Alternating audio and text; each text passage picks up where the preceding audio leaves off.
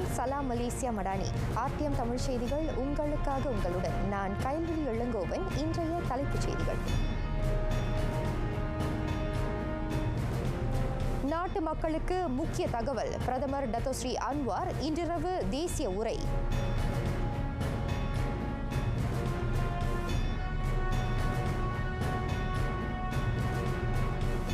செயற்கை நுண்ணறிவு தொழில்நுட்பம் தவறான பயன்பாடு. படைப்புத் துறைக்கு ஊறு ஏற்படாதிருப்பது உறுதி செய்யப்படும்.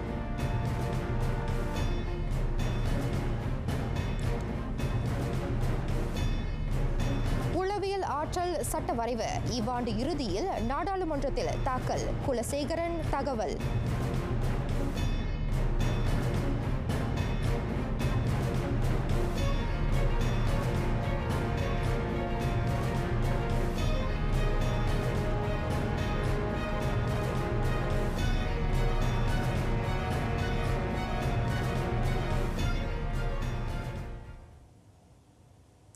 பிரதமர் டத்தோஸ்ரீ அன்வார் இப்ராஹிம் இன்று தேசிய உரை ஆற்றவிருக்கிறார்.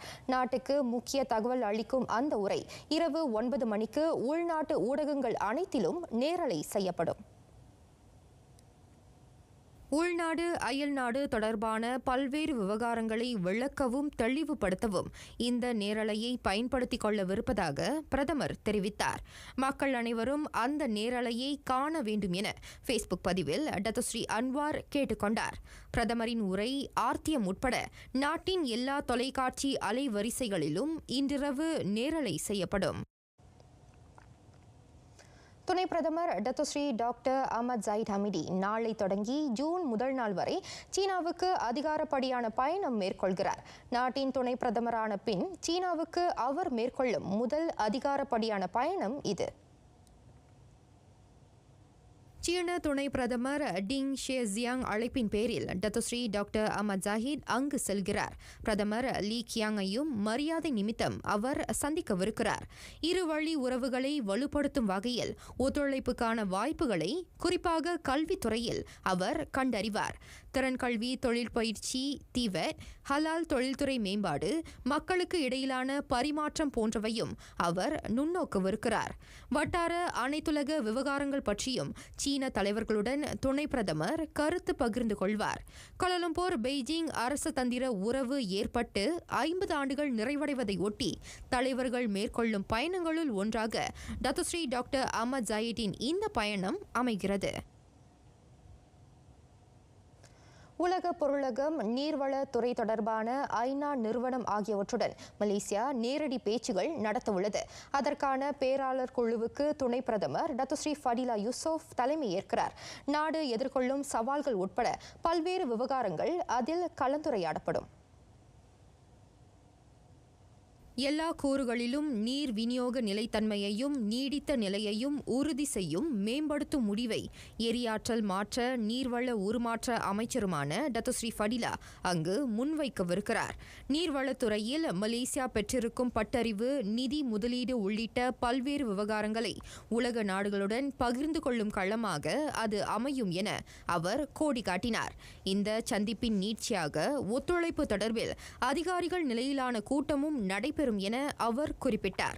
பாலி நுசா டுவா மாநாட்டு மையத்தில் நடைபெற்ற கூட்டத்தில் பங்கேற்ற பின் துணை பிரதமர் பேசினார். பிற நாடுகளுடன் ஆற்று நீரை பகிர்ந்து கொள்ளும் எல்லை கடந்த நீர் நிர்வாகம் தொடர்பாகவும் டத்தோஸ்ரீ ஃபடிலா தகவல்களை அந்த கூட்டத்தில் விவரித்தார். தாய்லாந்து, புரூனை, இந்தோனேசியா ஆகியவற்றுடன் மலேசியா 4 ஆறுகளை பகிர்ந்து கொள்கிறது. செயற்கை நுண்ணறிவு தொழில்நுட்பத்தை தவறாக பயன்படுத்தும் விவகாரம் நாட்டின் படைப்பு தொழில்துறைக்கு குந்தகம் ஏற்படாதிருக்க அந்த விவகாரம் ஆக்க முறையில் ஆராயப்படும் என தொடர்பு அமைச்சர் ஃபமி ஃபடில் உறுதியளித்தார். குறிப்பாக புகழ்பெற்ற பின்னணி பாடகர்களின் குரலை பயன்படுத்தி லாபம் ஈட்டுவது பற்றி கண்டறியப்படும். இது தொடர்பில் இலக்கவியல் அமைச்சு, அறிவியல் தொழில்நுட்ப புத்தாக்க அமைச்சு ஆகியவற்றுடன் விவாதிக்கப்படும் என ஃபாமி கூறினார். அவ்விரு அமைச்சுகளும் இந்த விவகாரத்துக்கு முக்கியத்துவம் அளிக்கின்றன. குறிப்பாக பதிப்புரிமை விவகாரம் நுண்ணோக்கப்படுவதை அவர் சுட்டினார். கடந்த ஏப்ரல் 30ஆம் நாள் வரை நாட்டில் 5G அலைக்கற்றை அணுகல் 81.5 விழுக்காட்டை எட்டியுள்ளது. 1,38,00,000 பேர் அந்த இணைய சேவையை பெற்றுள்ளதாக ஃபமி ஃபடேல் குறிப்பிட்டார். கடந்த மார்ச்சோடு ஒப்பிடுகையில் 5G அலைக்கற்றையை பயன்படுத்துவோர் விகிதம் 3.8 விழுக்காடு அதிகரித்துள்ளது. ஆனாலும் சிறு குறு நடுத்தர தொழில்துறையினர் அதனை குறைவாகவே பயன்படுத்துவதையும் அவர் சுட்டினார். அந்த நிலை சீர் செய்யப்படும் எனவும் அவர் இவ்வேளையில் உறுதி வழங்கினார். அது தொடர்பில் தொடர்பு பல்லூடக ஆணையம் மலேசிய முதலீட்டு மேம்பாட்டு வாரியம் இடையேயான புரிந்துணர்வு உடன்படிக்கை கையெழுத்திடப்படும் என ஃபாமி கோடி காட்டினார். இதற்கிடையில் 2ஆம் 5G அலைக்கற்றை ஏலத்திற்கான ஒப்பந்த புள்ளி நடைமுறை விரைவில் அறிவிக்கப்படும் என ஃபாமி குறிப்பிட்டார். ஆர்வமுள்ள தொலைத்தொடர்பு நிறுவனங்கள் டிஜிட்டல் நேஷனல் நிறுவனத்துடனான சொத்துடைமை குறித்த பங்குச்சந்தை ஒப்பந்தத்தை முடிவு செய்ய வேண்டும். அதன் பின்னரே ஏலத்திற்கான ஒப்பந்த புள்ளியை அவர்கள் சமர்ப்பிக்கவியலும் என்றார் அவர்.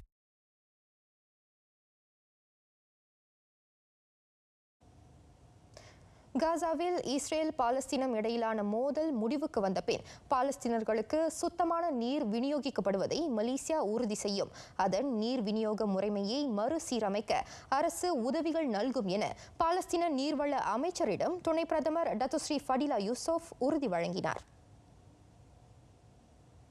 போரால் அல்லல்படும் மக்களின் அன்றாட தேவைக்கு நீர் தேவைப்படுகிறது. ஆக மாந்தநேய அடிப்படையில் பாலஸ்தீனர்களுக்கு அந்த உதவி நல்கப்படும் என்றார் அவர். அதனை எவ்வாறு செயல்படுத்துவது குறித்து விரிவாக கலந்தாலோசிக்கப்படும்.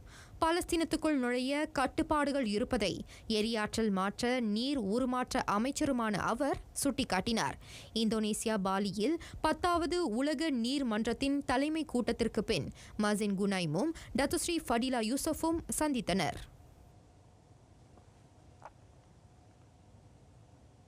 உளவியல் ஆற்றல் சட்ட வரைவு இவ்வாண்டு இறுதியில் நாடாளுமன்றத்தில் தாக்கல் செய்யப்படும். அது மீதான கொள்கை அறிக்கை விரைவில் அமைச்சரவையில் தாக்கல் செய்யப்படும் என பிரதமர் துறையின் சட்ட கழக மறுமலர்ச்சி துணை அமைச்சர் எம் குலசேகரன் தெரிவித்தார். சிந்தை பிறழ்வு ஏற்பட நேர்ந்தால் நிகராளியின் அதிகார கடிதத்தை பயன்படுத்துவதற்கான முன்னேற்பாட்டுக்கு வழிகோலும் வகையில் அந்த சட்டவரைவு வகுக்கப்படுகிறது.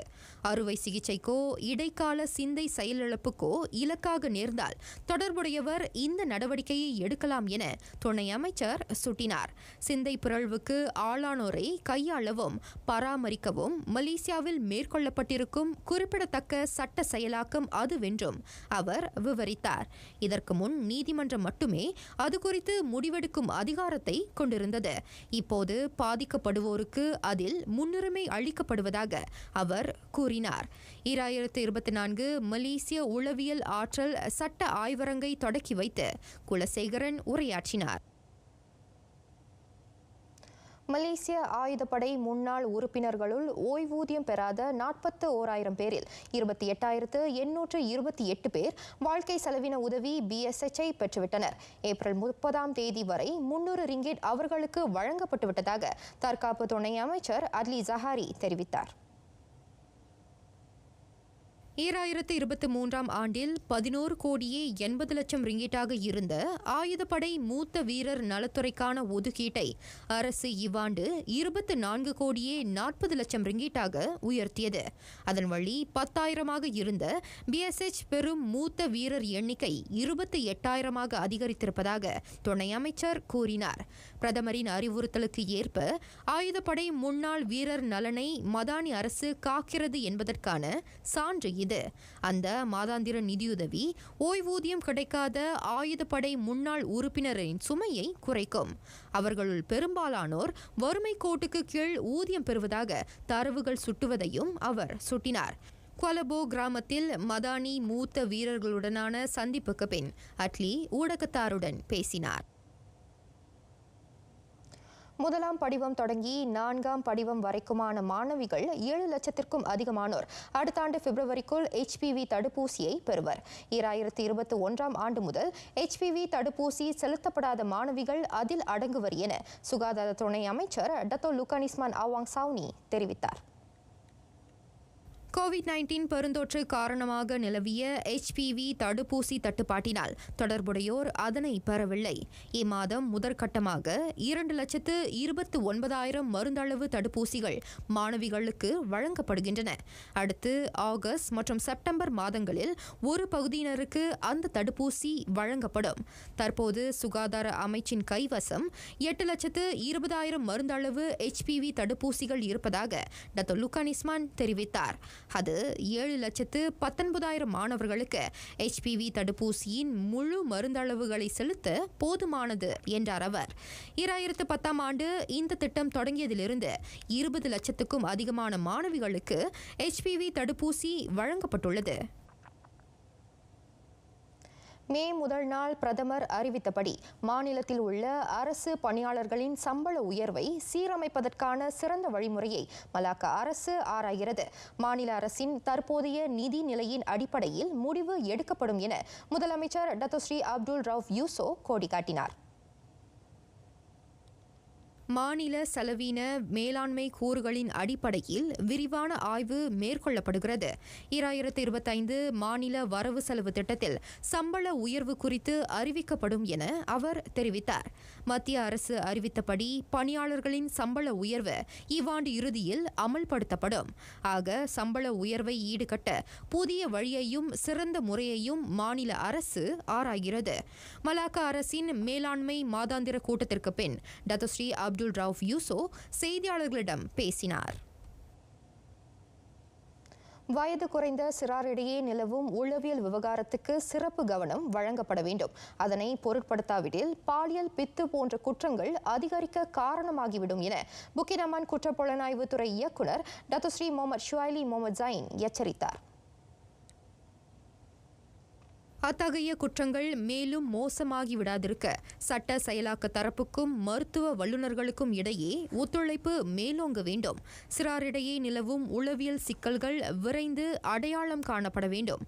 போலீஸ் மட்டுமே அதில் தனித்து இயங்கவியலாது என டாக்டர் ஸ்ரீ முகமது ஷுவைலி கூறினார்.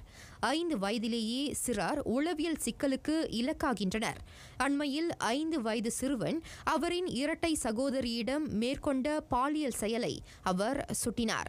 பாலியல் அகப்பக்கங்களை எளிதில் சிறார் ஊடுருவ வாய்ப்பு இருப்பதும் இத்தகைய பாதகங்களுக்கு வழிகோலுகிறது. 217ஆம் போலீஸ் நாள் கொண்டாட்டத்தை ஒட்டி மலேசிய தேசிய பல்கலைக்கழகத்தின் சிறார் நிபுணத்துவ மருத்துவமனைக்கு வருகை அளித்த டாக்டர் ஸ்ரீ முகமது ஷுவைலி உரையாற்றினார். 2021 முதல் 2025ஆம் ஆண்டு வரை 10 கோடி மரங்களை நடுவோம் திட்டம். அதன் வாயிலாக நாடு முழுவதும் 8 கோடியே 60 லட்சம் மரங்கள் நடப்பட்டன. அனைத்து தரப்புகளும் ஒத்துழைப்பு நல்கினால் அந்த இலக்கை விரைவில் அடைய முடியும் என உயிரியல் பல்வகைமை வனவியல் மேலாண்மை பிரிவின் தலைமை உதவி செயலாளர் அரிஃப் இஸ்காண்டர் முகமது தெரிவித்தார். உலக நல்வாழ்வுக்கு வனங்கள் முக்கிய பங்கு வகிக்கின்றன. அதன் முக்கியத்துவத்தை உணர்ந்து இயற்கை வளங்களை நிர்வகிக்கவும் பாதுகாக்கவும் மாநில அரசுகளுக்கு அனுமதி வழங்கப்பட்டுள்ளது. கரிம வெளியீட்டை குறைக்கவும் பருவநிலை மாற்றம் சிக்கல்களை தீர்க்கும் நோக்கில் அந்த திட்டம் முன்னெடுக்கப்பட்டது. உயிரியல் பல்வகைமை கொண்ட 17 நாடுகள் பட்டியலில் மலேசியாவும் ஒன்று. வளரும் தலைமுறை எதிர்காலத்தில் நலமாக வாழ இயற்கை வளங்களை பாதுகாப்பது இன்றியமையாதது என அரிஃப் இஸ்காண்டர் முகமது வலியுறுத்தினார். அங்காசாபூரியில் நடைபெற்ற ஸ்லமட் பாகி மலேசியா நிகழ்ச்சியில் கலந்து கொண்ட பின் அவர் செய்தியாளர்களிடம் பேசினார். சரவாக் ஆர்டிஎம்மின் முன்னாள் பணியாளர் டத்தோ எஃப்என்டி தாஹிர் மூப்பு காரணமாக தமது 74வது வயதில் நேற்றிரவு மறைவெய்தினார். குச்செங் பெத்ராஜயாவில் அமைந்துள்ள அவரது வீட்டில் அன்னாரின் உயிர் பிரிந்தது. 1961ஆம் ஆண்டு சரவாக்கில் ஆர்டிஎம் தோற்றம் கண்ட சமயத்தில் ஒளிபரப்பு துறையில் தங்களது சேவையை வழங்கி வந்த முதல் மூத்த பணியாளர்களில் டத்தோ எஃப்என்டி தாஹிர் ஒருவராவார். ரேடியோ சரவாக்கில் வானொலி அறிவிப்பாளராகவும் லிம்பாங் ஆர்டிஎம்மின் கண்காணிப்பாளராகவும் அவர் பணியாற்றினார். இறுதியாக 2005ஆம் ஆண்டு கட்டாய பணி ஓய்வு பெறும் வரையில் ஜோஹர் ஆர்டிஎம்மின் இயக்குநராக அவர் பதவி வகித்தார். சரவாக்கின் ஒளிபரப்பு இயக்குனர் வான் அசான் வான் அஹ்மத் அன்னாரின் நல்லுடலுக்கு நேரில் சென்று அஞ்சலி செலுத்தினார். அவருக்கு மனைவியும் பிள்ளைகள் 3 உள்ளனர். சுடும் ஆயுதங்களை விநியோகித்ததாக நம்பப்படும் இஸ்ரேலிய ஆடவர் அவிதன் ஷலோம் தொடர்பான வழக்கை செஷன் நீதிமன்றம் எதிர்வரும் செப்டம்பர் மாதம் 30ஆம் நாள் மீண்டும் செவிமடுக்கும். 20 சாட்சிகள் அதன் தொடர்பில் நீதிமன்றத்தில் முன்னிறுத்தப்படுவர். அவிதான் மீது தொடரப்பட்டிருக்கும் 2 வழக்குகளும் ஒரே நேரத்தில் நீதிமன்றத்தில் விசாரிக்கப்பட வேண்டும் எனும் அரசு தரப்பு வழக்கறிஞர் முகமது முஸ்தபா பி குஞாலாமின் மனுவிற்கு நீதிபதி நொரினா ஜைனுல் அபிடின் அனுமதி வழங்கினார். 6 சுடும் ஆயுதங்களை விநியோகித்ததாகவும் 200 துப்பாக்கி குண்டுகளையும் வைத்திருந்ததாகவும் அவர் மீது 2 குற்றச்சாட்டுகள் பதிவு செய்யப்பட்டன. மற்றொரு நிலவரத்தில் இம்மாதம் 12ஆம் தேதி கந்திங் ஹைலண்ட்ஸ் பெட்ரோல் நிலையத்தில் எரிவாயு அடுப்பு பயன்படுத்தி திடீர் மீ சமைத்த குற்றத்திற்காக தொடர்புடைய 4வருக்கு 500 ரிங்கிட் தண்டம் விதித்தது பென்தாங் மஜிஸ்ட்ரேட் நீதிமன்றம். நூர் அசீரா அஸ்மான், ஃபட்லி ஜில் இக்ராம் சசாலின் இஸ்ரான், நூர் ஃபத்தின் இர்டினா ஷருல் நிசாம், நூர் அனிஸ் சாலி ஆகியோருக்கு நீதிபதி நட்ராத்துன் நயீப் ஜைனான் அந்த தண்டனையை வழங்கினார். பெட்ரோல் நிலையத்தில் எரிவாயு அடுப்பை வைத்து அவர்கள் சமைக்கும் காணொலி அண்மையில் எக்ஸ் சமூக ஊடகத்தில் பரவலானது. அவர்களின் அந்த செயல் பிறருக்கு ஆபத்தை விளைவிக்க கூடியது என பொதுமக்கள் பலர் சாடியுள்ளனர். ஜோஹர் ஸ்கூடாயில் 3 மதுபான கடைகளில் கள்ளத்தனமாக வேலை செய்து வந்த 18 வெளிநாட்டவர்களை மாநில குடிநுழைவுத்துறை கைது செய்தது. மியான்மரை சேர்ந்த 14 ஆடவர்கள் மற்றும் 2 பெண்கள், வங்காளதேசத்தை சேர்ந்த 2 ஆடவர்கள் ஆகியோர் கைதானவர்கள் ஆவர். அவர்கள் அனைவரும் 19 முதல் 39 வயதிற்கு உட்பட்டவர்கள். முறையான குடிநுழைவு ஆவணங்களை வைத்திருக்காதது, கூடுதல் காலம் நாட்டில் தங்கியிருந்தது போன்ற குற்றங்களுக்காக அவர்கள் கைது செய்யப்பட்டனர்.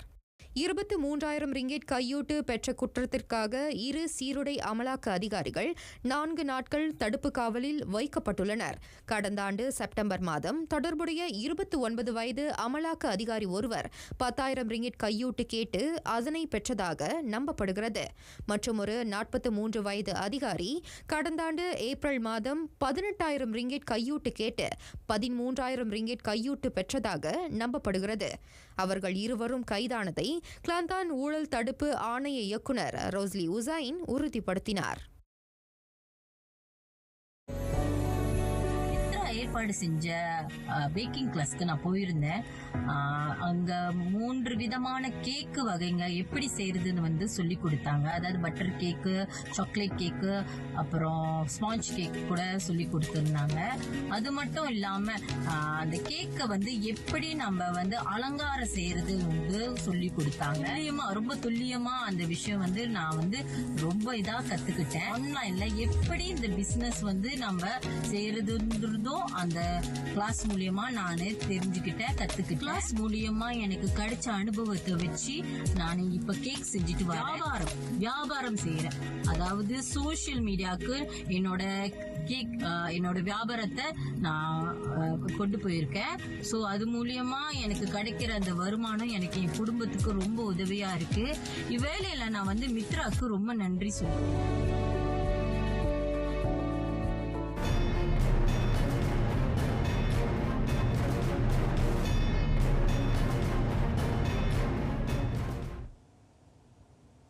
சிங்கப்பூர் ஏர்லைன்ஸுக்கு சொந்தமான விமானம் நடுவானில் குலுங்கியதில் ஒருவர் உயிரிழந்தார். பலர் காயமுற்றனர். கடுமையான வழிச்சூழலில் சிக்கியதால் விமானம் குலுங்கியதாக சிங்கப்பூர் ஏர்லைன்ஸ் தகவல் வெளியிட்டுள்ளது.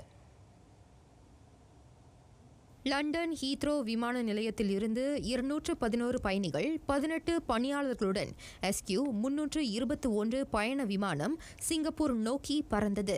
நடுவானில் வழிச்சுழலில் சிக்கியதால் விமானம் கடுமையாக குலுங்கியது. ஒருவர் மரணமுற்றதை உறுதிப்படுத்திய சிங்கப்பூர் ஏர்லைன்ஸ் அவர் பணியாளரா என தெரிவிக்கவில்லை.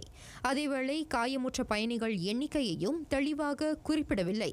பாதிப்புக்குள்ளான அந்த விமானம் பேங்காக் அனைத்துலக விமான நிலையத்தில் உள்நாட்டு நேரப்படி மாலை 3:45 மணிக்கு அவசரமாக தரையிறக்கப்பட்டது. விமான பயணிகளுக்கு தேவையான மருத்துவ உதவிகளை வழங்க தாய்லாந்து அதிகாரிகளுடன் சிங்கப்பூர் ஏர்லைன்ஸ் ஒத்துழைத்து வருகிறது.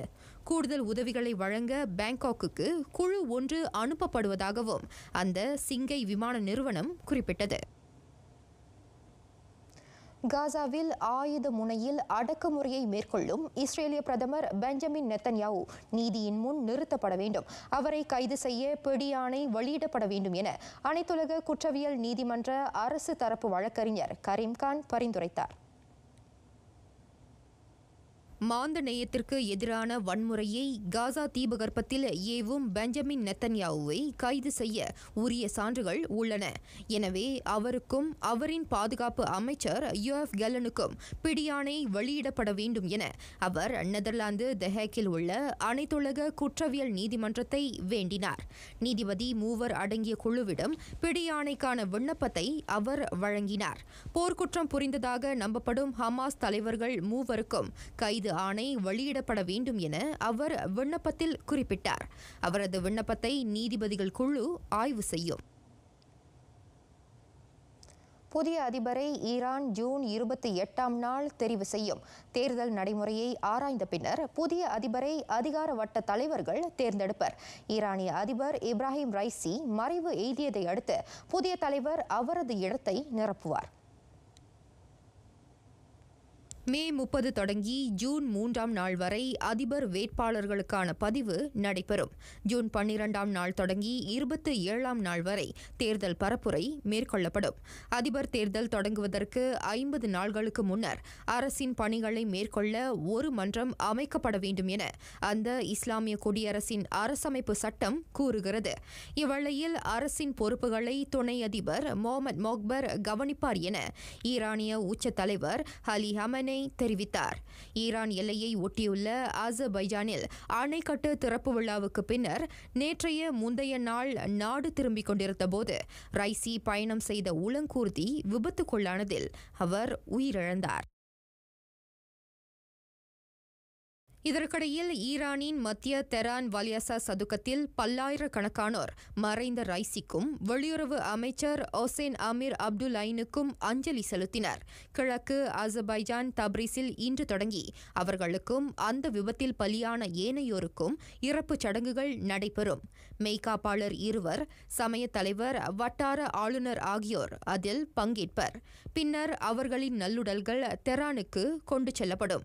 உச்ச தலைவர் ஹமெனேய் நல்லடக்கத்திற்கு முன்னதாக நடைபெறும் தொழுகைக்கு தலைமை ஏற்பார் என ஈரானிய அரசியல் வட்டாரம் தகவல் அளித்தது.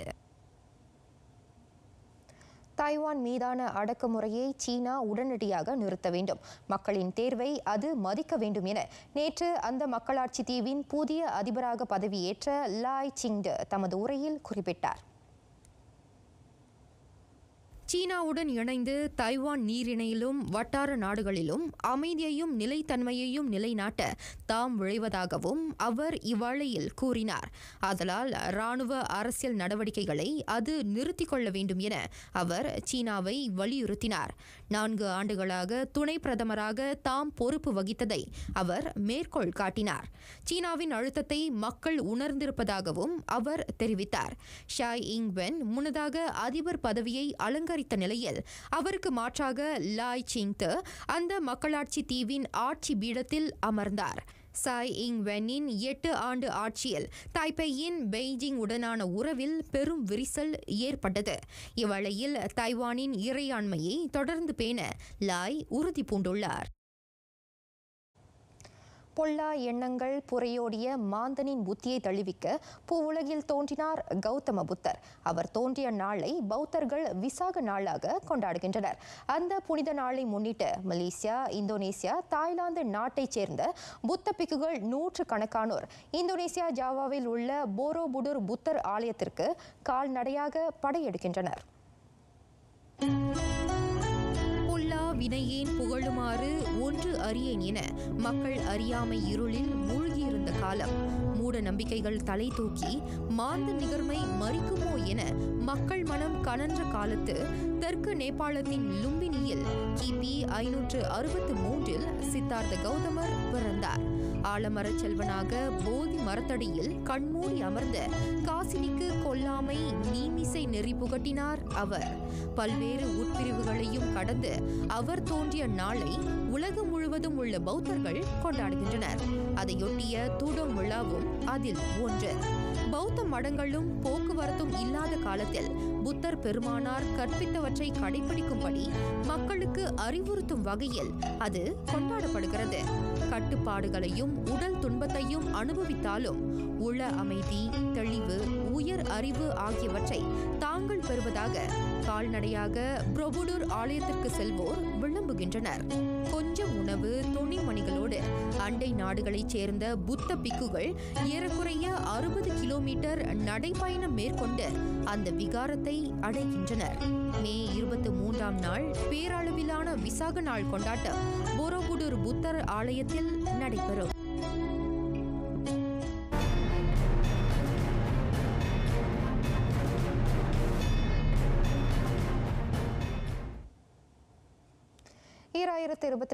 பாரிஸ் ஒலிம்பிக் விளையாட்டுப் போட்டி. நாட்டின் ஒலிம்பிக்கில் முதல் தங்கப்பதக்கத்தை வெல்லும் தேசிய விளையாட்டு வீரர்களின் திறனை ஐயுற வேண்டாம் என மலேசியா ஒலிம்பிக் மன்ற தலைவர் தான் ஸ்ரீ முகமது நோர்சா ஜக்காரியா நாட்டிலுள்ள விளையாட்டு ரசிகர்களை கேட்டுக்கொண்டார். பதக்கத்தை தக்க வைப்பதற்கான முழு ஆளுமையை தேசிய விளையாட்டு வீரர்கள் கொண்டிருப்பதாக தான் ஸ்ரீ முகமது நோர்சா நம்பிக்கை தெரிவித்தார். ஜூலை 26 முதல் ஆகஸ்ட் 11 வரை நடைபெறவிருக்கும் விளையாட்டுப் போட்டிகளில் தங்க பதக்கத்தை அவர்கள் இலக்காக கொண்டுள்ளனர். தேசிய சைக்கிளோட்ட வீரர் டத்தோ முகமது அசீசுல் அஸ்னி அவாங், தேசிய பூப்பந்து தடகள வீரர் ஆரன் சியா சோ வூயி மற்றும் தாய்லாந்து சாம்பியனான லீ ஜிஜியா ஆகியோரும் அதே இலக்கை கொண்டுள்ளனர். ஆகவே அது நிச்சயமாக விளையாட்டாளர்களுக்கு உந்துதலாக அமையும் என அவர் கருத்துரைத்தார். மலேசிய பூப்பந்து சங்கத்தின் தலைவரான அவர் அக்ஸியாத்தா அரங்கில் தேசிய இருதய கழகத்துடனான புரிந்துணர்வு உடன்படிக்கையில் கையெழுத்திட்ட பின்னர் செய்தியாளர் சந்திப்பில் இதனை தெரிவித்தார். 3 ஆண்டுகள் மேற்கொள்ளப்பட்ட கூட்டு முயற்சியின் பலனாக 1,49,900 ரிங்கெட் வருவாய் ஈட்டப்பட்டது. 2024 தக்ராவ் உலக கிண்ணம். நேற்றிரவு தித்திவாங்சா அரங்கில் ஏ குழு நிலையிலான இறுதி ஆட்டத்தில் மலேசியா காலிறுதி சுற்றுக்கு முன்னேறியது. அவ்வணி புரூனியை 2-0 என வென்றது. தேசிய அணியினர் ஐடில் ஐமான் அஸ்வாவி, முகமது நொரைசாட், முகமது நோர்டீன் மற்றும் பாய்ஹாக்கி அரிஃபின் 15-9, 15-11 என்ற புள்ளிகளில் வெற்றியை தங்கள் வசமாக்கினர். புரூனே அணியைச் சேர்ந்த முகமது அஸ்ரி அவாங் அப்துல் ஹரித், முகமது இஃபீசுல் அகிமுரா மற்றும் முகமது பஷீருடின் கமிஸ் தேசிய அணியை சமாளிப்பதில் சிரமத்தை எதிர்கொண்டனர். தேசிய வீரர் ஐடில் ஐமான் உடல்நிலை சீரடையும் நிலையில் இருந்த போதிலும் அவர் உற்சாகமான ஆட்டபாணியை வெளிப்படுத்தினார். தேசிய அணியினர் குழு நிலையில் முதலிடத்தை பெற்ற வேளை புரூனை அணி 2ஆம் இடத்தை தக்க வைத்தது. இன்றைய காலிறுதிச் சுற்றில் தேசிய அணியினர் டி குழு நிலை வெற்றியாளரான தென் கொரியாவை சந்திப்பர்.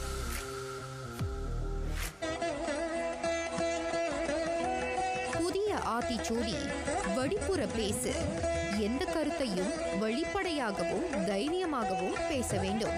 அதுவே ஆளுமைக்கும் ஆற்றலுக்கும் அடையாளம் என அறிவுறுத்துகிறார் அமரப்பாவலர் பாரதியார். நிறைவடைகின்றன ஆர்டிஎம் தமிழ் செய்திகள். எங்களோடு இணைந்ததற்கு நன்றி.